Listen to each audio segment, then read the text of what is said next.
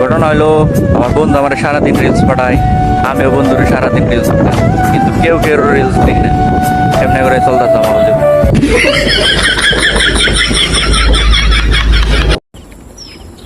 রাখবেন শাড়ি কাপড় বিছনার চাদর বালিশের কাবার। আমি যেদিন মইরা যাবো সেদিনকে সবাই এসে বলবো, ইস এইভাবেই শুয়ে থাকতো, আজকে খালি হাতে মোবাইলটা নেই।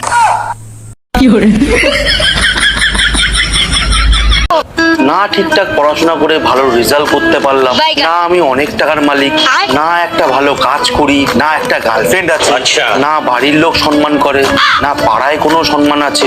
শালা এত কিছু করে আমার লজ্জা নেই কেন? কিছু তো আছে আমার মধ্যে যে এগুলোর সাথে লড়ছে। সত্যি তো কি আছে? क्या सोच है रे तेरी, मानना पड़ेगा।